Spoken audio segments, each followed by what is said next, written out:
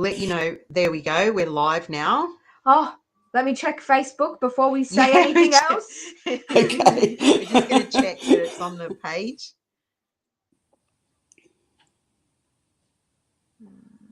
Yes! Oh, yay. We got it. Yes. High five. High five.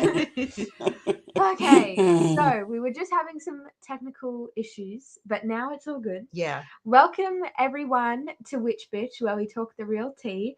And today we have Beverley on the show. We're so excited. So this is kind of funny because we already did this and now we're doing it again.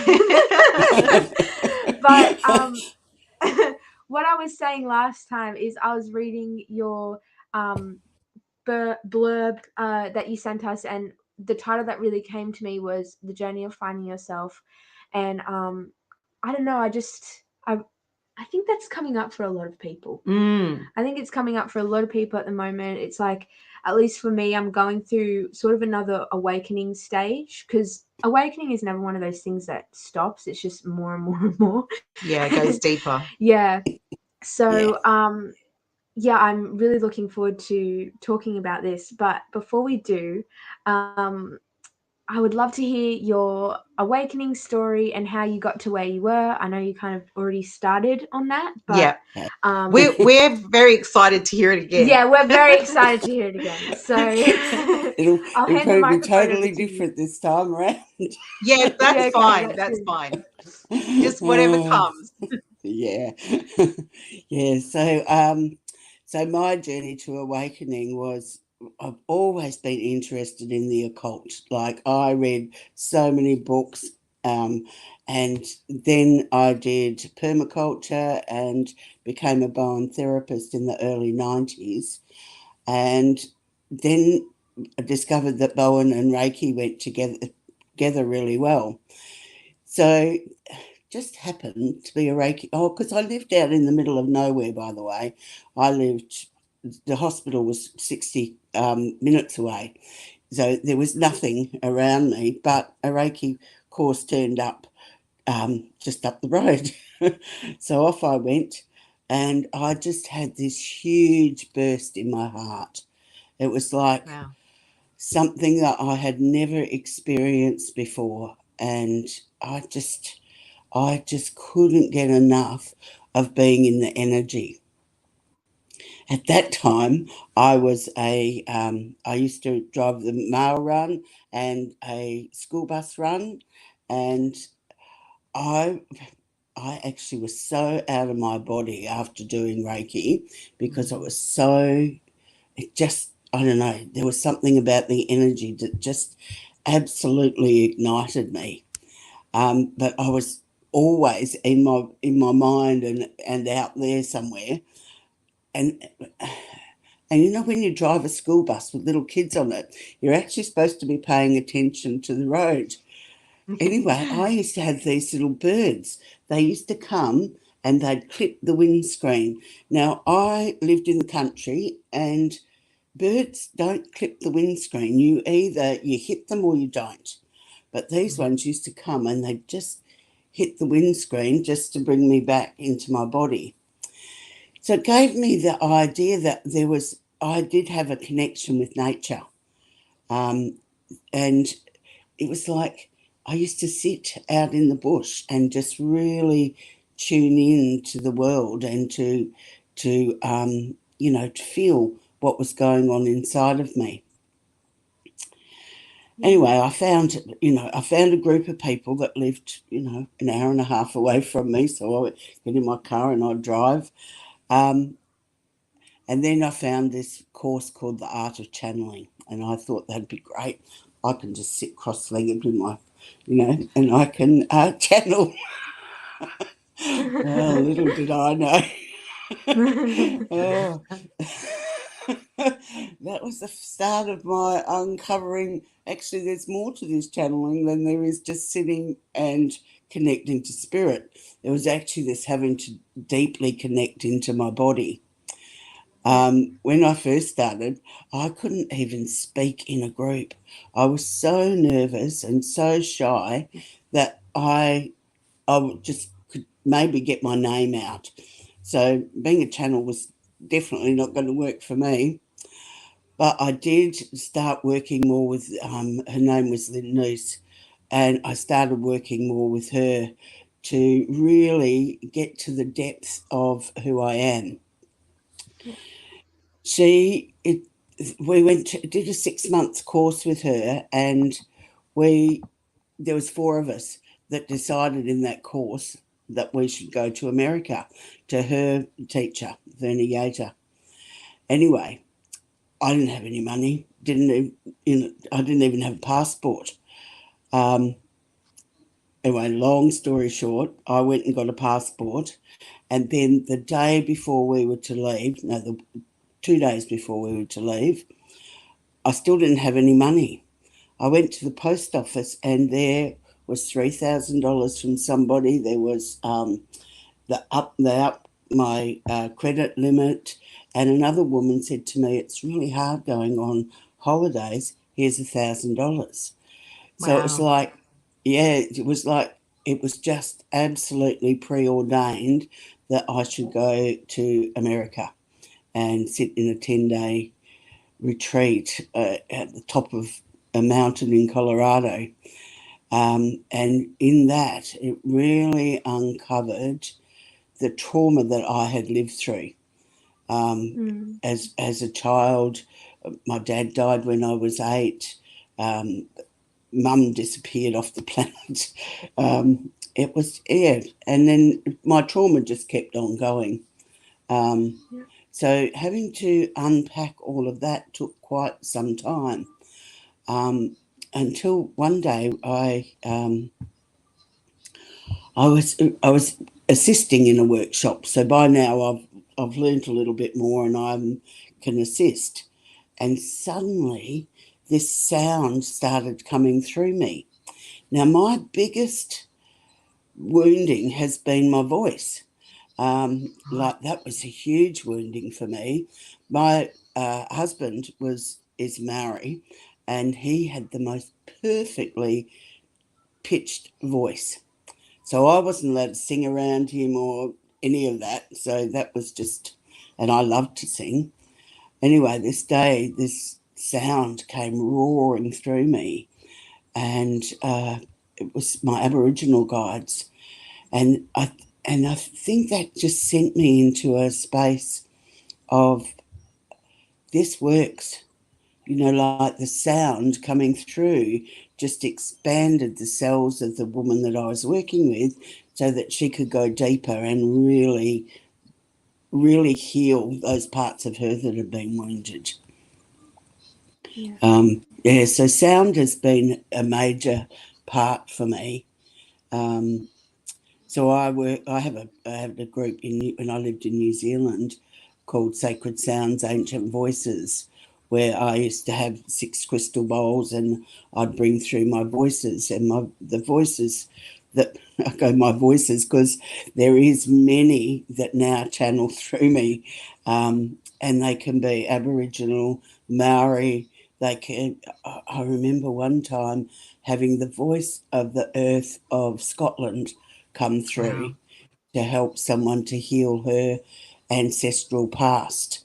And it was like, sometimes it's a surprise to me what actually wants to come forward. The whole idea of doing all of that clearing was so that I could allow myself to step aside. So my spirit guides, I always think it's the Earth Mother that works through me, and she brings many voices and many sounds to help people heal. Yeah, wow. Yeah, I remember you doing a sound healing for me a few years ago, and it moved me to tears. It was incredible. Oh, It was really beautiful. I loved it. I think that yeah, sound cuts through all the garbage. Like, it's like an arrow. It just cuts through everything. Yeah. yeah. Because there's no other, it's its own wavelength. It's It's its own, vibration. but it's almost like Yeah. separate from, something you can hold, like a drink bottle, like the physical plane, because sound is like a whole other thing. It's like you can't see it, you can't look at it, it's just You can't hold it. you can't hold it. Don't touch it. It just comes, and that's it. And it's like so separate from anything else on this planet. Yeah, it's like amazing. when you hear a song that takes you back Yeah. to the place where you first heard it, or that meaning that you've attached to it. Yeah. It transports you. It's really, really powerful. Yeah. Yeah. Yeah. I always think it ancient- bypasses the. I was just going to say it bypasses the conscious mind and just goes Yeah. directly into the subconscious. And you Yeah. can't, Yeah. especially when it's just sound. I mean, if you've got a song that you're hearing, you're attached to the words. But when it's sound, what have you got to attach to? Yeah, right. Yeah. Yeah, that's a good point. Yeah, that's incredible. So Yeah, can you and- tell us some stories from your journey with sound? Any things that really stick out to you that have helped you in your journey? Well, I think mostly it's been around. Yes. So I had a really big crystal bowl that was a heart tuned bowl, and I used to use that in my healing sessions because, as I said, I was scared of my voice. I wasn't going to make a sound, so I used my bowl while I was doing a healing session. Anyway, this day I had this lady who'd come, and she was right in her inner child, and I went, I'll just get my bowl and I'll take her a little bit deeper. So as I went to pick up my bowl, it hit the wall and it cracked. And with a crystal bowl, when they crack, they don't make any sound after that. Well, there was a part of me that was in devastation because I just loved my bowl. And then there was the other part of me going, I've got this beautiful woman on the table who's deeply in process. What can I do here? So I started using my voice. And I think that really unlocked something within me. And I never got another bowl for probably 2 years. So it was like this training of using my voice, letting the sound come so that I could access different parts for people. Wow. It's And amazing how things happen in the 3D that push you or will change your yes. direction. Yeah. I was saying this just yesterday. I feel like life is just a training ground for the universe. Like you're just always being trained to like the universe is almost training us in a sense, but in a beautiful way that isn't, like what we know as training in the 3D. But it's like almost It presents us with opportunities to grow. everything like that incident, that every hurdle that you come across is just a way to learn and to use your voice in that sense, or to grow. And it's just so. And thank goodness, Beverley, because you definitely have a gift. Yeah. Thank you. Yeah, look, Yeah. and it's taken me a very long time to actually own that. I know when because I was very shy, maybe, I was really shy, and never wanted to expose myself. So the few people that found me was just because I'd heard through somebody else. And when I went to New Zealand, so I went on a holiday to New Zealand, and the land just called me, and I was like, Wow. really? I'm 55. I just got where I wanted to be. What? So I went back for another holiday, and the land's still calling me, and I went, oh my God, okay. So it's like, so when I went to New Zealand, I made a pact with myself that I was going to say yes to everything that presented itself. And that helped me to grow immensely. Wow. Yes, I think the last sound session I did, there was, the room was full, and I think it held 50 people that week. So, and I did an ancestral womb healing, Well, I don't think there was a drier eye left in the room. It was very powerful. And I just love being over there with the land, and it has a special connection. One of the women that I met over this, her opinion was that it had never come out of 5D. So it was Yeah. very alive and just could speak to you. It was just beautiful. Yeah, I've been to New Zealand a couple of times, and it's got a beautiful connection to nature, even in the city. Even Yeah. in the city, yeah, it's very nature orientated. I haven't been to New Zealand yet, but I do feel that anytime that I catch a glimpse of it through meeting New Zealanders or through the internet, they're not only are they connected to nature, but the native peoples are so prominent there, which is so beautiful. Like there's just such connection between all the people, which you don't really see in many other countries. Like even in Australia, there's very much disconnect, and it's quite overrun by the government and just a lot of limiting things. But in New Zealand, I don't feel like it's that as strong as it is here. It's really beautiful. Well, it didn't Yeah. used to When was be the last until the time you went, last couple of Beverley? years. So I arrived back in Australia like a week before they decided to shut all our borders. Right. And that was just by chance because I wasn't coming back until the end of March. And I looked at my passport and I went, oh, it's going to run out at the end of February. I think I better just plan to come back a month earlier. So that's what I did. Wow, you've got Came back. spirit on your side, girl. Oh, I've had spirit on my side. I look at my life and I go, God, thank God spirit's been with me the whole way, even if I didn't acknowledge it. Yeah. Yeah, When but looking before we back, were, it's a lot easier, isn't it? Yeah. Looking back, it's a lot easier to see it. Yeah.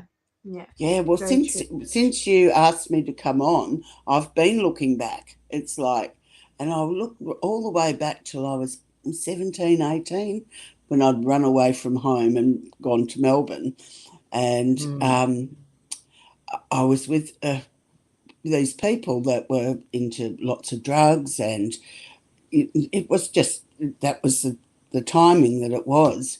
And anyway, I'm like, oh, well, if everybody else can have heroin, so can I.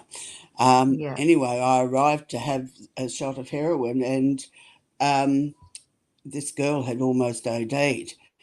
And the guy goes, nah, you're not having any. And I went, and as I look back, I go, thank God that God was on my side then, because I have a very addictive nature. That probably would have been the end of me, Yeah. So I think right from the word go, I've had my guardian angel, or I've had someone or something that's just moved me to where I need Yeah. to be. Yeah. Yeah, that's incredible. What an Yeah. incredible story. Yeah. Because your life would have taken a very sharp turn at that point. Yeah, it was a really big turning point for me. Yes, Yeah. I could easily have gone down a track that would not have suited it just wouldn't have, I think I would have been dead. Yeah. Yeah, quite Mm, likely. yeah. Yeah. Sometimes I feel like that too. Like there's With things, yourself. like wanting to go down a path and then being shown A a blockage. blockage, but one that I can't fight. Like just it's a flat out no from the universe. Yeah, right. And Yeah. in the moment it's like I'm really frustrated because it's like, no, but You I want want it. to go down there. Let me go. And just absolute no. It's like a wall from the universe that I can't break through. And the more that I Yeah. try, it's like getting stuck in mud. It's like the more difficult life becomes. And I am grateful for it. Like in the moment, I'm not. In the moment, I'm very frustrated. But looking back, it's like, no, I'm grateful because it led me to where I am now. It's led me to this other side of life that I probably would not have seen if I went down that road. So it's just, yeah, I relate to what you're saying because things like that happen to me. So yeah. Do you want Yeah. to go and check Ace? Because I think I heard the front door. Oh really? Yeah. Okay. We've got a little friend with us today, and Juliet's just going to go and check on him. Oh, okay. Yeah. Yeah. I know, going down the wrong path, it's easy. Yeah, it Sometimes is. looks And easier than this path. especially if you're not you know, making good choices for yourself. If you're not making good choices for yourself and there's an intervention, it's like you might not see it in the moment, but after, like we're talking now, you look back and you go, wow, Yeah. like I was making a bad choice for myself at that point. Yeah. Yeah, it's been She's very back. interesting. She's back. It has Yeah. been interesting this week. I'm like, people have said to me about writing a book, and I've gone, oh, I've got nothing to say really. What would I talk about? But since saying yes, I'll come on and have a chat with you guys. The amount of story I have that's been coming Mm, through has been huge. So okay, well, tomorrow I'll be sitting at my typewriter and start. Who yeah, I knows love where it that. might end? Yeah. Yeah, So yeah. that's So thank awesome. I you. want to write a book You've, too. To write a book as well. Three of us. But I want to write fiction, Yeah, right. whereas so it's a bit of a different, yeah. But I still want to write a book. I want to write all the books. I want to write every single book. Mm. Yeah. And I read remember. everything. Yeah. She's well into reading. Yeah. Yeah. Reading Oh is God. When I lived out in the bush, that was the only thing that kept me sane was reading. We yeah. had no television. We had nothing. Like we Wow. were 25 k's from the closest little shop, and there was nothing around really. So yeah, So did you books have were radio my or reading. anything like that? Oh, we had radio. Yes, we had a radio. Yeah, right. And we had CDs. Oh no, probably tapes back then. Yeah, yeah. Yeah. You had So music. we always had music because Sam was my husband. He played guitar, so we always had music. That was one of the things that was a saving grace out there. In fact, Mm-hmm. after we'd been there a few years, he found a few other men that played music, so they got together and created a little band, and so that was always, a little bit of entertainment. And I played So netball. Beverly, tell us, did you find your voice, this beautiful healing vibration that comes out of you? Yeah, this part of you that you Did didn't you quite accept. did you find it while you were in your marriage or after that? No, definitely not while I was in my marriage. In Yeah. fact, I remember because Sam was he was supposed to be trained as a tohunga, which is like a Maori medicine man, but he ran over to Australia.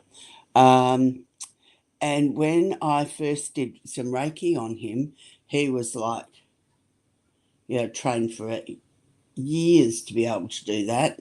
His disdain for my work was quite big. Yeah, right. So that made it very difficult. Uh, and interesting, that was one of the things after coming back to Australia, is spending some time with him, and he apologised. So it was Wow. like it's been a long time between, but the amount of healing that I've done so that I'm not projecting onto him, Mm. he could then apologise for all of that happened in our relationship. So that was Yeah. like, Wow, that's ooh, huge. yeah, that Yeah. was huge. And it really helped me to like sometimes when you're going through your stuff, you go, oh my God, this is bigger than Ben Hur. And what Mm. has kept me going is the healing of 7 generations forward and 7 generations back. And the fact that he could then come through and apologise really, I don't know, just it just cleared so much. It's kind of like it was like a signpost that you're doing the right thing. That Yeah, happening in your relationship with him, regardless of whether you're married or not, is yeah, like this massive, massive sign in your life that, wow, something's working. something's working. Yeah, exactly. Mm, And he's yeah. very psychic himself, by the way. He's very psychic. He always knew exactly when the girls needed him. Yeah, he just had this knowing. But he didn't like the fact that I did. And, they go in New Zealand, there's no prejudice, but he certainly had prejudice against white people. So Yeah, the fact that I right. was white, the fact that I was white was he just did not like the fact that I could do healing. That Yeah, wasn't part of, right. it was, tough. I Mm, can imagine that. And I see that growing in a lot of society, that side of, that whiteness is uncultured and whiteness is like not yeah, as not as worthy. That's what Mm. I feel. And I understand where this is coming from because like Because there's a of lot history. of trauma. There's a There's a lot lot of of trauma trauma. But that yeah, needs to absolutely. be healed. healed, Yeah. yeah, definitely. Yeah, But I'm seeing it a lot mostly between white and white. Like I don't Right. see it as much between different cultures. Like I feel like it's almost funny because it's the white people going against the white people. Yeah, people use labels like a weapon, don't they? Yeah, They can use yeah. like against each other. yeah. So I understand Oh, where that's like really hard because in my generation especially, that is a big theme. Like always feeling like you can't do certain things Mm. because you're white or you can't talk about certain things, and it's a real It's called white fragility. is it Mm. okay, I didn't know that. oh, Yeah, that's the label they've Yeah. given it. right. So we've got a So I've, question. yeah, Oh, We've got a question for you. Well, and for yes. Juliet. Um, someone in our audience said, do you think the fiction books / movies, etc., are really us remembering our different aspects of self in various dimensions? And we Oh, get to tell our imagination stories in this way. What do what a you wow. great think, Beverley? question. Yeah, I totally think that that's the truth. yeah. I remember reading these books. They were called The Ancient Future by Tracy Harding. And my daughter and I read them, and it was like reliving our times in Egypt, our times with the Nephilians, like all of the different aspects were right there in this trilogy. The last book of that trilogy was ended up in Uluru, Wow. and the ignition of Uluru. Well, I'm going, what just happened in, when was it, 2021? When they, Yes. when they ignited the solar plexus through Yeah. Uluru. Mm. So it's like those books were, I'm sure that they were channeled but they were fiction. Mm. Yeah. And I I also think, Oh, oh, sorry, can I just, you keep going. yeah, I also think that what was it, The Handmaiden's Tale. I Oh, think it yeah. Oh, also shows where we could end up. Mm. Like there's so many ways that we're showing things that come true. yeah. Yeah. Oh, 100%. yeah. Yeah. It's like a I cautionary tale, that Handmaid's Tale. Yeah. Oh, I I couldn't even watch I it all. I just, oh, No, we Yeah, stopped watching we it stopped too. watching it too. Yeah. I haven't read the book, yeah, but I don't think I will read the book only because I'm so sensitive when it comes to reading. Like stories really affect me, and yeah, that's a beautiful thing. But when they're like really strong, I just like, Mm. yeah. okay, I'm Yeah, just you gonna got to go be to the very happy. selective. Yeah. Yes. Yeah. I've been reading a lot more recently. I've only begun actually like regularly reading in the past year, like this year. So December of 2021 was when I read my first book in years, and ever since I read that book, it's just been book after book after The book after book. floodgates opened. Yeah. So, but to answer this question, I love it. I love this question because I'm asking myself that same question when I'm reading. That's the exact same question that I ask myself when I'm like, oh my God, this is actually this relates so well to the world today, and it was written like 10 years ago. And I also think like with things like Lord of the Rings, that's a big channeled one. Because Middle Earth, I've always felt drawn to Middle Earth and fairies and that sort of realm and elves. And I think that I don't know what's going on with Middle Earth, but I think there's something that's correlating here with Lord of the Rings and Middle Earth. And I also think the same with Harry Potter. I think Harry Potter has to be channeled, or even I haven't read the books, I've only watched the movies, but it's actually insane. That those movies are insane. It makes me think that like maybe she knew what was going on. She knew something, because it's like talking about muggles and how humans, this whole like separate thing between humans and like the muggles, the unmagical kind, and the magician, like the magic, the wizards and witches. And it's all about blood as well, and like being pure blooded. And it's just like, how can this is not a coincidence? Yeah, it's so. Yeah, I don't think anything is a coincidence. I think any kind of story that comes out or is success has any kind of success. Or that's why we're doing this show, is because we want to tell people's stories. We want people to have a platform to be able to broadcast their personal experiences in this world, because they're not random. They're not coincidence. No. And so whether it's channeled and it's fiction, or whether it comes from life experience, it's all coming through to us for a reason. Yeah. I looked at the opening of the Olympic Games in London, whenever that was. I couldn't quite figure out why there were all those beds and syringes, and what was that about? It really made me scratch my head, and now I know. So it's like disclosure. We get previews of what's coming, and I think that even like comic books have previewed what's coming into the world. It's like going right back to the 50s. They started showing what was coming, and I do wonder whether that's, once something's put into our imagination, that's how we create. It's like, and our imagination has definitely been dulled down. So it's like, let's bring our imagination back and see what beauty we can imagine.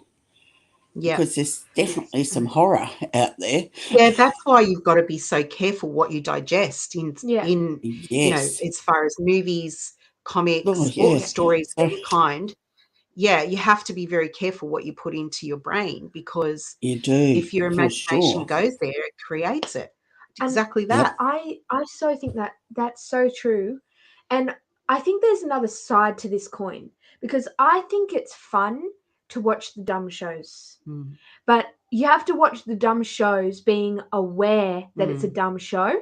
And like almost being an observer into this strange world that you're watching, instead of being in it, because I think Mum can agree, because we both do this. When we're watching a show that we know is not so programmy and is more showing truth, or is just a beautiful show, we get in it. Yeah. We're in that show. But when I'm watching things, it's a feeling, isn't it? Yeah. But when I'm watching other shows that I know have layers of in programming, it, I almost laugh at it, like, but I'm also entertained, because they're meant to be entertaining. So it's like, I just laugh at it and I find it funny, and I think that puts that filter in your mind, your external like makes you energy more aware, body of the information. It like filters. I'm watching this show at the moment. It's called Good Trouble. It's out of America, and I think it started around 2019. And the themes that are in this show, I mean, I'm watching it because it's entertaining and because some of the characters I really like them. But the themes that are in the show are it's like an education to me, because I mean, it's not my generation. It's Juliet's generation and maybe a little bit older than her. Yep. And the storylines and the themes, I'm kind of like, I find myself shaking my head and and kind of going, wow, like that's so far removed from my way of thinking that it's an education to me in how her generation is being raised and how they think and what problems they're experiencing in their lives. Yeah. And not that I agree with a lot of it, because I think a lot of it is programming, but I think it's interesting for me to see it. You know, it's really eye-opening. Getting an insight. Yeah, it's insightful. Yeah. Yeah, because we're living in this world where it's so different to the way I grew up. So different. It's so different now to the way I grew up. Mm. And it was only I was only growing up like 10 years ago. Yeah. So it's like, rapidly changing. Yeah. Really rapidly changing. And I think we do need to be really aware of where we put our attention. I know I'm attached to my screen way more than I've ever been attached to my screens. It's like, close that up and off you go, get out in nature. I think it did, because I didn't want to go anywhere. You know, you know, it was hard to go and do the grocery shopping, never mind doing anything else. That was about the limit of my going out into the world. So I think you're probably right. It's certainly brought me more inner, and also re-establishing myself back here in Australia is the time of COVID. Pretty interesting timing. Yes. It is. COVID really changed. Like, it changed me in ways that I never really expected. It changed my life in ways I never expected. Yeah, it really started the internal journey for us. Yeah, and it changed the world. And I was watching a video today, actually, and it was about Syria. And, like, it was by this guy who went to Syria to see what it was actually like, and not basing it off of what he heard from the news, really. And he was really scared to go, which I don't blame him for doing. And the actual city centres itself, they were alive with all these people. There was just so much joy and happiness. And then he would go out to the towns, the outskirts, and it was like, it was nothing like everyone else. I've seen this video. Yeah. But what I really got from that was how hurt these people were, because not only did they have to come around with did they have to deal with COVID, in the same time they were dealing with a war. Double whammy. They had just their cities absolutely crumbled, like cities dead, devastation, thousands upon thousands of people dead. And the kids now walk through these devastated streets to get to school. Yeah. They're living, these children that weren't alive when it happened are now living in a world of devastation all around them, and it's normal to them. But they're all happy though. Yeah, because I mean, the fighting isn't there anymore. Yeah. But they don't know any different. They don't know what it was like That's before. Right. But I think it's just, it is a testament to humans, to humanity, and just to how we adapt. And just how little we need in this life to be happy. Oh. It's just the that's video. What COVID really taught me. Yeah. Yeah, It's just incredible. How insane we have become in what we think we need. Yes. Yeah. You know, it is so insanity. True. I get so upset when I go shopping and everything's in packages. It's like, When we went my to scissors Japan, out. when we went to Japan, right, the capsicums were individually wrapped, like vacuum sealed wrapped in Japan. The capsicums, the packaging's huge over cucumbers. there. I mean, we kind of have that in Australia. We do A have little bit. individually like wrapped things, but it was every vegetable just like coated in plastic, and I was just like, what is going on? Why are we doing this? Yeah, just I'm really like, yeah. I get very incensed about it. I remember the very first time I bought a hard drive, an external hard drive for my computer. Anyway, so this is a long time ago, and I got it, and it was in all this packaging. Well, I took the packaging off and I gave it to the guy. I don't need your packaging.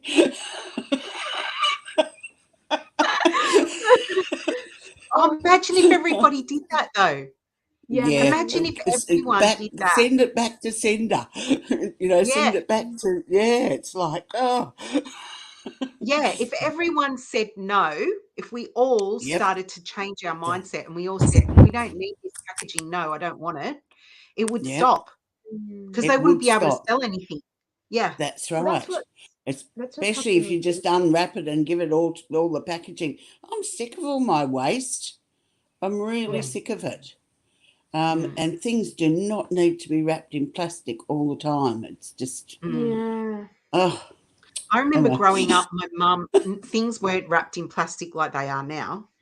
And my mum she had this little section in the closet in the hallway where she would keep all the papers and like anything that she felt was useful that she could use again. She had a little section in the cupboard where you could go in there. You'd say, oh, do you have string or do you have this? And she'd be like, go in the cupboard. It's there. Go and have a look. Because the things that were wrapped, you could reuse them. That's part of the charm of it, was that you could use that paper again, could use the ribbon again, you could use that piece of string again. Yeah. But it's not like that anymore. You can't, like, once you open something and you rip it, that's it. You can't reuse it. And you have to rip it to open the thing. Yeah. It's so I know we have become a very crazy world. Yeah, it's upside down. Upside down. I say it all the time. And I used to say it. I remember saying it to my husband years before I was awake and saying, why is the world upside down? Like, it's not. Even from being able to compare what it was like when I was a child growing up to how it is, or even in 2018, like, I used to say to him, why is the place so upside down all the time? Yeah. It doesn't make any sense to me. No. They use polarity for like elites use polarity for everything because it's divides. It's a force. And it's a natural force in our world. Polarity is a force, and they just ride the wave of it. I think. Like, think about yin yang, right? Like, in ancient times before the world was overrun by governments and stuff, polarity was a beautiful thing. There was men and there when was it's women. Respected. And when it's respected and it's sacred. Like, they create this beautiful yin yang symbol out of it, and it's like all about balance. That's the thing with all these cultures. They view polarity as beautiful because they know balance. Yeah. It's all about balancing those two sides so it can, like, so it's not crazy, it's not chaotic, it's you're not rejecting, like, like on that post yesterday, Beverley, the light and the dark, and denying your shadow and doing that spiritual bypassing that we were talking about. And denying your shadow and only focusing on the light, that's not in balance. No, not at all. And I think that for me that's where somewhere our spirituality's been lost in that, in always just looking for the light. It's like in the depth that we can claim within ourselves when we own our shadow aspects. I mean, the shadow aspects are there for a reason.